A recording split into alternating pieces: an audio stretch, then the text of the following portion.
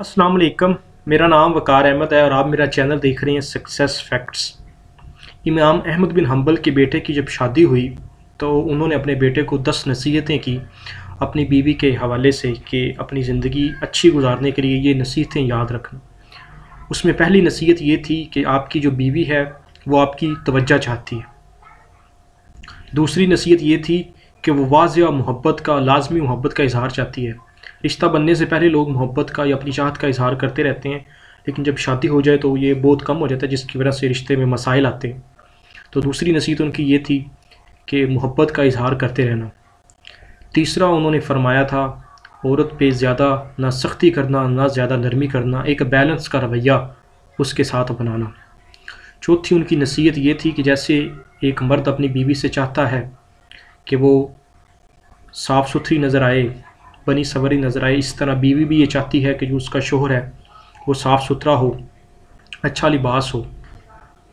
तो ये इसका ख्याल रखना। पांचवी उसकी नसीहत ये थी कि औरत घर को अपनी सल्तनत समझती है, कोशिश करना कि उसके घर को उसके हवाले कर देना, उसमें बिला वजह की जो इंटरफेरेंस है वो ना करना, इससे उसका जो मिजाज है वो खुश रहता है।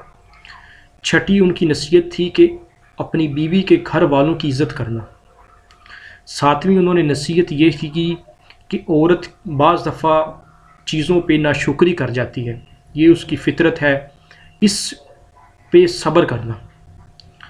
आठवीं उनकी नसीहत थी कि उस पे महीने में कुछ दिन ऐसे आते हैं जिसमें वो कमज़ोर होती है, अल्लाह ताला ने भी उन दिनों में उस पर इबादत फ़र्ज़ नहीं फरमाई, रियायत दी है, तो तुम भी उसकी ज़रा मदद करना कामों के हवाले से, उसको पे थोड़ी सहूलत करना ताकि वो आसानी से अपने काम जो है वो कर सके।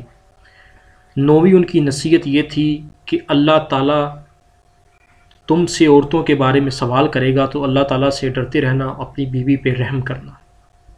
ये वो नसीहतें थी जो इमाम अहमद बिन हंबल ने अपने बेटे को की अपनी बीवी के हवाले से।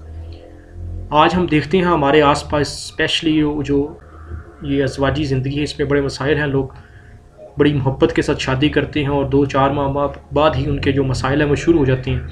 अगर हम इन चीज़ों पे गौर करें और इन्हें अपनी ज़िंदगी में इम्प्लीमेंट करें तो हम मसाइल से बच सकते हैं।